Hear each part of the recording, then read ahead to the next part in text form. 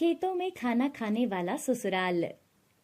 राधिका सुबह खाना बना रही थी, तभी वहां आलोक आता है। राधिका, जल्दी से हम सबका खाना डाल दो, खेत में काम पर जाना है। जी मैं अभी सबके लिए खाना डाल देती हूँ। राधिका की सास आशा और ससुर किशोर भी वहां आते हैं और सब खाना खाते हैं। अरे अभी तो ऐसा करना, आज दोपहर का खाना ना खेत में ही ले आना। खेत में से घर आने में और फिर वापस जाने में बहुत समय लग जाता है। जी माँ जी, आप चिंता मत करो, मैं आज दोपहर का खाना ना खेत में ही ले आऊंगी। उसके बाद सब खेत में चले जाते हैं और इधर राधिका दोपहर के खाने की तैयारी में लग जाती है। राधिका और आलोक की हाल ही में शादी हुई थी। आलोक की गांव में बहुत जमीन थी जिस पे वो खेती करता था। आलोक के माता पिता भी आलोक के साथ उसकी मदद किया करते थे। हे भगवान, घर के अंदर कितनी ठंडी है। सोचा था आज थोड़ी देर धूप सेकूंगी, लेकिन मेरा तो काम ही नहीं खत्म होगा। चलो जल्दी जल्दी से खाना बना लेती हूँ, फिर टाइम से मुझे खेत में भी जाना है। राधिका ठंड में घर के कामकाज को निपटाने में लग जाती है और इसी तरह से दोपहर हो जाती है। अरे दोपहर हो गई, मुझे तो बहुत भूख लग रही है। माँ, आप हाथ धोकर बैठो, राधिका आती ही होगी। हाँ हाँ, चलो चलो हाथ धो लेते हैं। आलोक और उसके माता पिता हाथ धोकर वहीं खेत में धूप में बैठकर खाने का इंतजार कर रहे थे। हाँ, कितनी अच्छी धूप लग रही है ना जी। ठंड के मौसम में धूप में बैठकर तो खाना खाने का मजा ही अलग है। तभी राधिका गर्मा गर्म खाना पैक करके खेत में पहुंचती है। वहां सब धूप में चटाई बिछाकर बैठे हुए थे। अरे राधिका, कितनी देर लगा दी तुमने। माँ जी को कब से भूख लगी थी। माफ करना माँ जी, वो थोड़ा समय लग गया था। कल से मैं जल्दी आ जाया करूंगी। अरे कोई बात नहीं बहू, अब जल्दी से सबके लिए खाना परोस दे। राधिका सबके लिए खाना परोस देती है। अरे वाह बहू, तुमने तो मक्के की रोटी के साथ दाल बनाई है, साथ में लस्सी लाई हो ना? नहीं माँ जी, लस्सी तो नहीं लाई मैं अभी लेकर आती हूँ, चलिए। राधिका घर से लस्सी लाने चली जाती है। अरे साथ में हरी मिर्च भी नहीं लाई क्या? कुछ देर में राधिका घर से लस्सी लेकर आती है। ये लो माँ जी लस्सी। अरे बेटा, आलोक को हरी मिर्च भी चाहिए थी। जी माँ जी, मैं लेकर आती हूँ। राधिका फिर घर जाती है और हरी मिर्च लेकर आती है। जल्दी जल्दी जाती हूँ, नहीं तो आलोक जी ना तब तक खाना भी खा लेंगे। राधिका भागते हुए खेत में पहुंचती है। ये लीजिए हरी मिर्च। फिर सब खाना खाते हैं। मजा आ गया धूप में बैठकर खाना खाने में। ले बहू, अब तो सारे बर्तन ले जा और हाँ, गर्मा गर्म चाय बना कर ले आना। जी माँ जी, मैं अभी बना कर लाती हूँ। राधिका सारे बर्तन लेकर घर आती है और फिर उन्हें साफ करने में लग जाती है। साथ ही साथ वो चाय भी बना रही थी। राधिका जल्दी से चाय बनाकर खेत में ले जाती है। लो जी, गर्मा गर्म चाय भी आ गई। राधिका सबको चाय देती है, पर जैसे ही आलोक चाय पीता है। अरे राधिका, ये क्या, चाय तो बिल्कुल ठंडी हो गई है। अरे ठंडी चाय पीने का क्या मजा बहू, तू जल्दी से इसे गर्म करके ले आ। और हाँ, चाय को ना केटल में डालकर लाना, उसमें गर्म रहेगी। जी माँ जी, मैं अभी लेकर आती हूँ। राधिका बेचारी फिर से घर जाती है और चाय को दोबारा गर्म करके केटल में डालती है और दोबारा खेत में चाय देने जा रही थी। हे भगवान, ठंड से मेरे हाथ पैर सुन्न हो गए। आज तो खेत से घर, घर से खेत, पता नहीं कितने चक्कर लग गए। भगवान, जल्दी जल्दी जाती हूँ, कहीं चाय फिर से ठंडी ना हो जाए। उसके बाद राधिका सबको गर्म गर्म चाय देती है। गर्मा गर्म चाय पीकर किशोर बहुत खुश होता है। अरे वाह राधिका बहू, आज तो इस कड़कती धूप में गर्मा गर्म खाना खाने और चाय का तो मजा ही आ गया। बिल्कुल सही कह रहे हो जी। राधिका जैसी बहू घर में हो तो उसके ससुराल वालों को किसी चीज की कोई टेंशन लेने की जरूरत नहीं। अपनी तारीफ सुनकर राधिका खुश हो जाती है, जिसके बाद राधिका चाय के सारे बर्तन लेकर वापस घर आती है और फिर से बर्तन धोने शुरू करती है। इसी तरह से अब रोज रोज राधिका के ससुराल वाले खेत में ही खाना खाने का नियम बना लेते हैं और इससे सबसे ज्यादा तकलीफ राधिका को ही हो रही थी। एक दिन राधिका रसोई में खाना बनाते वक्त अपने आप से ही बड़बड़ा रही थी। हे भगवान, कैसे लोग हैं ये, मुझे पूरा दिन घर से खेत, खेत से घर ही भगाते रहते हैं। नाक पे दम कर दिया है। मन तो करता है साफ साफ मना कर दूं कि ये सब मेरे से नहीं होगा। खुद को ऐसा करना पड़ेगा ना तो एक दिन में ही हाथ खड़े कर देंगे। खुद तो आराम से खेत में जाकर बैठ जाते हैं, यहाँ मेरी रेल बनाकर रखी है। अरे रोज रोज खेत में खाना जरूरी है क्या? इंसान घर क्यों बनाता है? ताकि वो घर में चैन से सो पाए, चैन से खाना खा पाए। लेकिन यहाँ घर बनाने के बावजूद भी इनको खेत में ही खाना खाने का मजा आता है। अरे ठंड क्या सिर्फ मेरे ससुराल वालों के लिए ही है? मुझे भी तो ठंड लगती है ना, लेकिन मेरी परेशानी समझने वाला कोई नहीं है यहाँ पर। तभी वहां पर आशा आ जाती है। अरे बहू, क्या बड़बड़ा रही हो? जल्दी से हमारे लिए नाश्ता डाल दो। जी माँ जी, डाल रही हूँ। रोज की तरह फिर से ससुराल वाले नाश्ता करके खेत में काम करने के लिए चले जाते हैं। तो वहीं राधिका भी जल्दी जल्दी दोपहर का खाना बनाती है और फिर से खाना पैक करके अपने ससुराल वालों के लिए खाना लेकर खेत में जाती है और सबके लिए खाना परोसती है। अरे बहू, वो मूली और गाजर का अचार नहीं लाई क्या? अरे वो भी लेकर आ जाओ जल्दी से। राधिका अचार लेने जा रही थी, तभी आशा, अरे बहू साथ में एक खीरा भी काट कर ले आना, फ्रिज में पड़े पड़े सड़ रहे हैं। अरे खाने के साथ नहीं दोगी तो कब खाएंगे? जी माँ जी, मैं वो भी लेकर आती हूँ। बेचारी राधिका अचार और खीरा लेने के लिए फिर से घर जाती है और एक कटोरी में अचार और खीरा काटकर वो लेकर दोबारा से खेत में आती है। अरे राधिका, साथ में आम का अचार भी ले आती। अरे तो अब ले आएगी ना। जा बहू, आलोक के लिए ना आम का अचार ला दे। ठीक है माँ जी, मैं अभी लेकर आती हूँ। राधिका ना चाहते हुए भी अपना मन मारकर वापस घर जाती है और अपने पति के लिए आम का अचार लेकर वापस खेत जाती है और अपने पति को अचार देती है।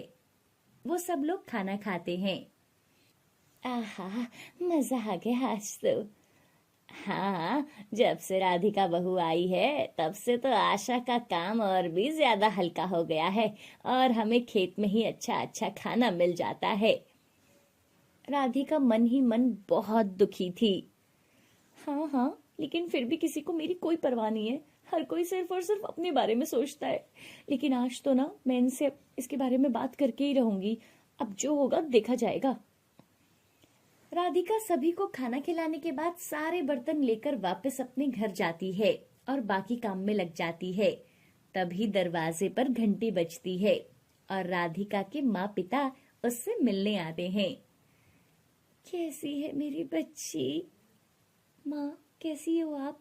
मैं तो ठीक हूँ, मुझे ना आपकी बहुत याद आती है। राधिका अपने पिता से भी मिलती है। कैसे हो पिताजी आप? सब ठीक है बेटा, तुम बताओ ससुराल में सब कैसे हैं और कहाँ हैं? कोई दिखाई नहीं दे रहा। पिताजी, सब लोग ना खेत में गए हैं। आप सब लोग यहीं बैठो, मैं उनको बुलाकर लाती हूँ। राधिका अपने माता पिता को पानी पिलाती है और फिर खेत में जाकर अपने सास ससुर और अपने पति को बुलाती है। राधिका के ससुराल वाले घर आते हैं और सबसे मिलते हैं और खूब बातें करते हैं। उसके बाद सब खाना खाते हैं और अपने अपने कमरे में सोने चले जाते हैं। राधिका भी अपने कमरे में जाती है। उसके पैरों में बहुत दर्द हो रहा था। राधिका आलोक से कहती है, आप एक बात बताओ जी, आपको सामने वाले की परेशानी नजर नहीं आती क्या? अगर सामने वाला आपको अपनी परेशानी बता नहीं पा रहा है तो इसका मतलब क्या है कि उसे कोई परेशानी नहीं है। अरे पर क्या हुआ? तुम किस बात से परेशान हो और आज मुझसे ऐसी बातें क्यों कर रही हो? क्योंकि मैं बहुत थक चुकी हूँ। अरे हद होती है किसी चीज की। आप लोग मेरे अपने होने के बावजूद भी मेरी तकलीफ को समझने की कोशिश ही नहीं करते। ठंड मुझे भी लगती है ना, मुझे भी घर का काम खत्म करने के बाद छत पर धूप लेने का मन करता है, पर नहीं, आप लोग ठंड में मुझे घर से खेत और खेत से घर के चक्कर ही लगवाते रहते हो। अरे क्या बात है, साफ साफ बोलो ना। आखिर तुम्हारी असली तकलीफ क्या है? तुम्हें हमें खेत में खाना खिलाने में तकलीफ है तो कोई बात नहीं, कल से तुम्हें हमारे लिए खाना बनाने की जरूरत नहीं है। देखा, बस इसीलिए मैं आपसे अपनी परेशानी के बारे में बात नहीं कर रही थी, क्योंकि मुझे पता था इस घर में मुझे समझने वाला कोई नहीं है। राधिका बस करो और मुझे ज्यादा गुस्सा दिलाने की कोशिश मत करना, वरना एक खींच के तमाचा मारूंगा। एक औरत का कर्तव्य होता है कि वो अपने ससुराल वालों का ख्याल रखे, और हमारे लिए कोई बहुत बड़ा पहाड़ नहीं तोड़ रही हो तुम। हम भी घर को चलाने के लिए दिन रात मेहनत करते हैं, और तुमको अपने ससुराल वालों को खेत में खाना खिलाने में दिक्कत है तो ठीक है ना, अपने माँ बाप के साथ ही अपने घर चली जाओ। आलोक की ऐसी बातें सुनकर राधिका बेचारी रोने लगती है। अगली सुबह, माँ मैं कुछ दिनों के लिए आपके साथ चलूं, मुझे ना यहाँ आपकी बहुत याद आती है। हाँ बेटा, क्यों नहीं, मैं तुम्हारी सास से बात कर लेती हूँ, फिर कुछ दिन हमारे साथ ही रह लेना। उसके बाद राधिका सबको खाना खिलाती है। राधिका की माँ आशा से पूछती है, बहन जी, क्या हम अपनी राधिका को कुछ दिनों के लिए अपने साथ ले जाएं? शादी के बाद ये हमारे साथ एक बार भी नहीं रही है। हाँ हाँ बहन जी, क्यों नहीं। राधिका बहू, चलो तैयार हो जाओ, जाओ जाओ, कुछ दिनों के लिए अपने माता पिताजी के पास रह आना, ठीक है? मैं कुछ दिनों के बाद आलोक को भेज दूंगी तुम्हें लाने को। जी माँ। उसके बाद राधिका अपनी माँ और पिता के साथ कुछ दिनों के लिए अपने मायके चली जाती है। राधिका के जाने के बाद सारा काम अब आशा को करना पड़ता था। आलोक और किशोर सुबह का नाश्ता करते हैं। माँ, आज दोपहर का खाना खेत में लेकर आना, ठीक है? अभी हम चलते हैं। हाँ हाँ आशा, आज खेत में ही खाना खा लेंगे, तुम खाना लेकर वहीं पहुंचना। आशा सुबह का काम खत्म करके दोपहर का खाना बनाने में लग जाती है, और दोपहर तक खाना बनाकर वो पैक करके खेत में जाती है। लो जी, गर्मा गर्म खाना खा लो। आशा सबके लिए खाना परोसती है। अरे वाह, साग और मक्के की रोटी, वाह जी वाह। अरे आशा, लस्सी कहाँ है? लस्सी नहीं लाई क्या? लस्सी तो मैं लाना भूल गई जी। अरे तो जाओ ना भाई, लस्सी लेकर आओ, उसके बिना कैसे खाएंगे। आशा घर जाती है और लस्सी लाती है। ये लो जी लस्सी। अरे काला नमक भी लाई हो ना साथ में। काला नमक? वो कब बोला आपने जी?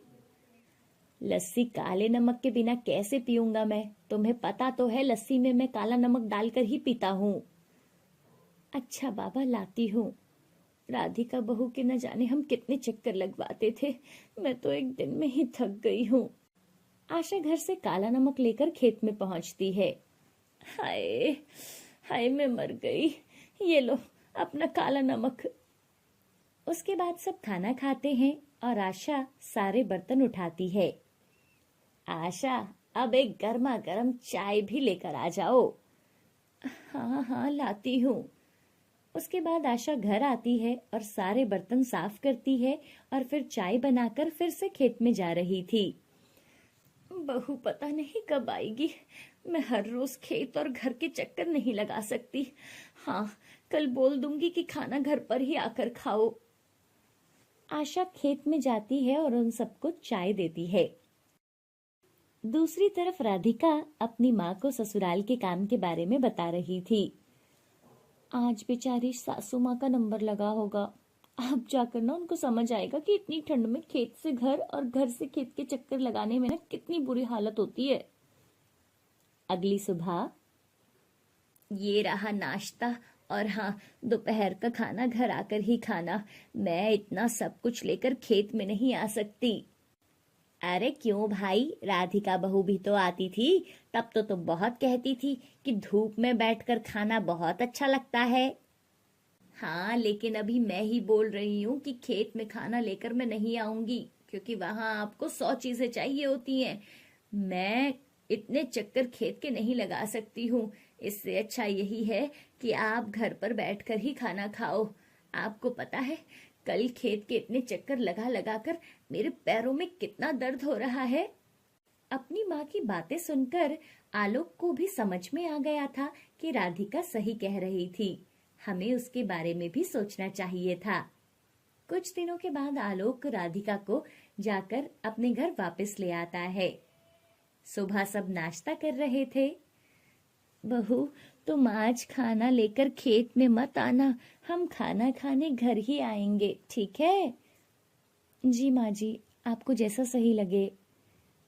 अब राधिका बहुत खुश थी, क्योंकि अब राधिका का ससुराल खेत में खाना ना खाकर घर में साथ मिलकर खाना खाया करते थे। सुबह का समय था। गोपाल अपने घर में परेशान बैठा था। बेटा, ऐसे कब तक परेशान बैठा रहेगा? तुझे ऐसे परेशान बैठा देखना तेरे बाबूजी बहुत परेशान हो जाते हैं। माँ, मुझे कुछ समझ नहीं आ रहा। उस दीपक को कैसे सजा दिलाऊं? उसने मेरे साथ विश्वासघात किया है। मैंने उस पर भरोसा करके उसे काम पर रखा और उसने मुझसे ही मेरा सब कुछ छीन लिया। आप चिंता मत करो जी, सब ठीक हो जाएगा। जिसने हमारे साथ बेईमानी की है ना, भगवान उसे जरूर सजा देगा। वो तो हमारे साथ धोखा करके खुद आराम से जी रहा है, लेकिन हमारे पास आज कुछ भी नहीं रहा। तभी एक आदमी अपने कुछ आदमियों के साथ वहां आता है। देखिए, आपको आज ही ये घर खाली करना होगा। ये घर अब मैंने खरीद लिया है।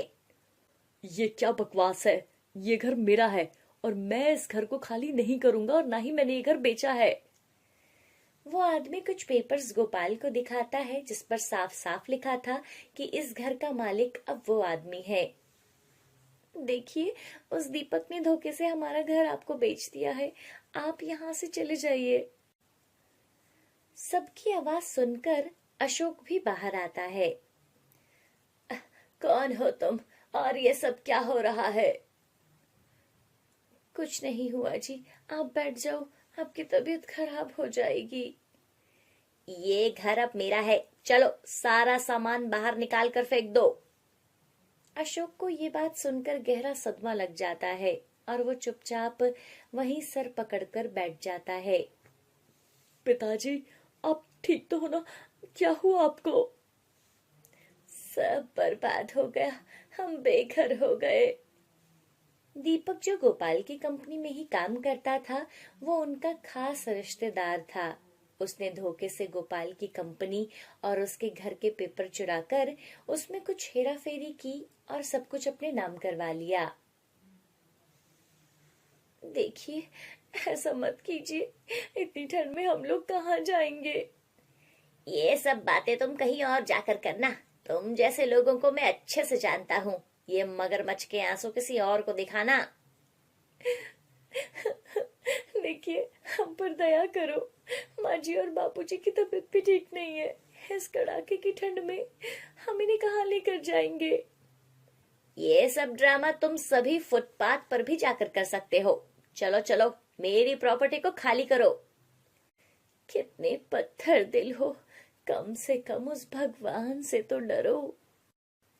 अरे ओ बुढ़िया, अब तू चुप हो जा, मेरा दिमाग खराब मत कर।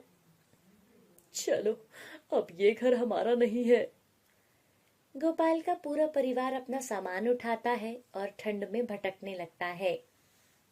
हे भगवान, कितनी ठंडी हवा चल रही है। ऐसी ठंड में आखिर हम कहाँ जाएंगे? माँ जी, मुझे ना एक जगह पता है, आप सब लोग मेरे साथ चलो। सब लोग सुमन के साथ चल पड़ते हैं। चलते चलते बहुत देर हो गई थी। बहू, ये तो हमें कहाँ ले जा रही है? हम कब से चल रहे हैं? बस माँ जी, थोड़ी देर और। जहाँ हम जा रहे हैं वहां हमारी जरूरत की सारी चीजें हमें मिल जाएंगी। सुमन अपने परिवार को लेकर जंगल में जाती है। बहू, ये क्या तू हमें इस जंगल में लेकर आई है? हाँ सुमन, यहाँ तो कोई घर भी नहीं दिखाई दे रहा है। यहाँ आखिर कौन हमारी मदद करेगा? मुझे तो डर लग रहा है, ये तो घना जंगल है। हाँ माँ जी, ये जंगल है। इस जंगल में बचपन में मैं अपनी सहेलियों के साथ खेलती थी। यहाँ पर एक बहुत बड़ा और पुराना पेड़ है, शायद वो अभी भी यहाँ हो। पुराना पेड़? लेकिन तुम हमें उसे दिखाने यहाँ क्यों लाई हो? उस पेड़ का हम क्या करेंगे? मुझे तो लगता है हमें नहीं जाना चाहिए था। इससे अच्छा तो हम किसी से मदद मांग लेते। आपको क्या लगता है, लोग हमारी मदद करेंगे? चलते चलते सुमन का परिवार उस पुराने और बड़े से पेड़ के पास पहुंच जाता है। हाँ देखिए, यही है वो पेड़। देखो, मिल गया। वो बहुत पुराना सूखा पेड़ था, जिसका तना बहुत बड़ा था और उसके अंदर जाने के लिए एक रास्ता था। सुमन उस छोटे रास्ते से अंदर जाती है और उसके पीछे पीछे सब लोग अंदर जाते हैं। ये कैसा अद्भुत पेड़ है! अंदर से देखने से तो लगता है ये कोई घर है। भगवान जाने ये ऐसा कैसे हो सकता है। जो भी हो माँ जी, लेकिन अब यही हमारा बसेरा है। कम से कम ठंड में बिना सर पर छत की रात गुजारने से तो अच्छा है ना कि हम इसमें अपनी रात काटें। हाँ बहू, ये तो तुमने सही कहा। अगर ये पेड़ ना होता तो इतनी ठंड में हम कहाँ जाते। माँ, मुझे माफ कर दो। आज मेरी वजह से सब बर्बाद हो गया। लेकिन मैं आपसे वादा करता हूँ, एक दिन मैं आपको सब कुछ वापस ला कर दूंगा। हाँ, लेकिन अभी ये बातें करने का समय नहीं है। अभी रात होने में देर है। चलो इस जंगल के अंदर कुछ खाने पीने की चीजों का इंतजाम कर लेते हैं। माँ, पापा, आप चिंता मत करो। आप लोग यहीं बैठो। हम कुछ सूखी लकड़ियाँ और खाने के लिए कुछ लेकर आते हैं। ठीक है बेटा। गोपाल रात गुजारने के लिए सूखी लकड़ियां इकट्ठा करता है और सुमन कुछ खाने के लिए जंगल में फल सब्जी जैसा सामान ढूंढने लगती है। कितनी ठंड है यहाँ, और ऊपर से ये ठंडी हवाएं भी। इधर सुमन जंगली मशरूम इकट्ठा करती है। रात के लिए तो ये सब्जी हो जाएगी, बाकी का कल सुबह देखती हूँ। इधर गोपाल ने भी काफी सारी सूखी लकड़ियां तोड़कर इकट्ठा कर ली थी। तभी वहां सुमन भी आ जाती है। सुमन, तुम्हें कुछ मिला? हाँ जी, आज के लिए ना कुछ जंगली मशरूम मिली है। चलो, माँ पिताजी हमारी राह देख रहे होंगे। कुछ देर के बाद गोपाल और सुमन वापस उस पेड़ के पास आ जाते हैं। सुमन 3 पत्थर उठाकर लाती है और उससे पेड़ के घर के अंदर चूल्हा बनाती है। सुनो जी, आप कुछ मोटी लकड़ियां ना पेड़ के बाहर जला दो, ताकि ना रात को कोई जंगली जानवर अंदर ना आ जाए। ठीक है, मैं बाहर भी आग जला देता हूँ। रात होते ही गोपाल कुछ लकड़ियां उस पेड़ के घर के बाहर जला देता है। इधर सुमन पेड़ के घर के अंदर जंगली मशरूम की सब्जी बनाती है। सब मिलकर रात को खाना खाते हैं और फिर उसी पेड़ के अंदर सो जाते हैं। एक तरफ गोपाल का परिवार, जिन्होंने कभी सर्दी के ऐसे दिन नहीं देखे थे, वो लोग आज ठंड में ऐसे दिन काट रहे थे और इतनी मेहनत कर रहे थे। तो वहीं दूसरी ओर वो धोखेबाज दीपक अपने घर में आराम से सो रहा था। कितना मजा है अमीरी की जिंदगी जीने में। अब जाकर आराम की नींद ले रहा हूँ। वैसे ये गोपाल अभी अपने परिवार को लेकर कहाँ भटक रहा होगा।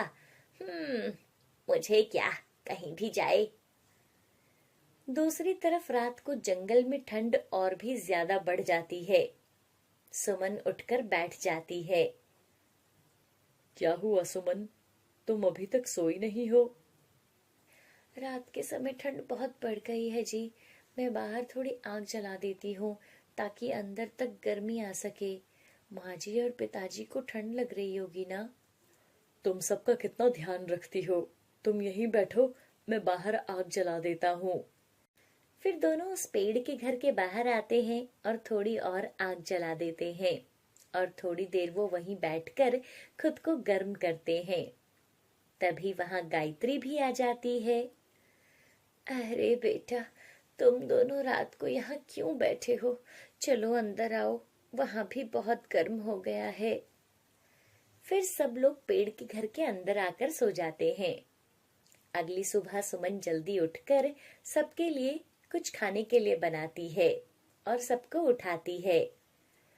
माँ, पिताजी, सुबह हो गई है, देखो बाहर कितनी अच्छी धूप निकली है।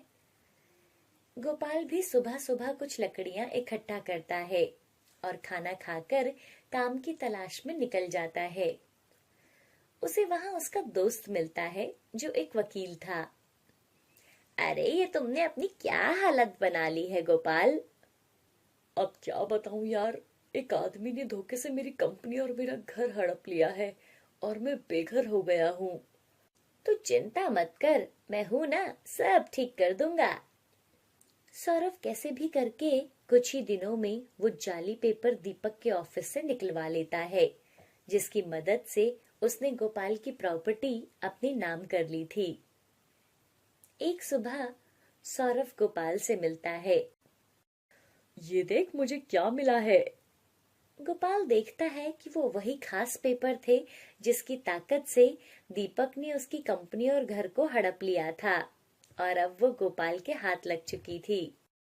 अब हमारे पास सारे सबूत हैं जो इस विश्वासघाती दीपक ने पुलिस को दिखाए थे, वो सभी झूठे थे।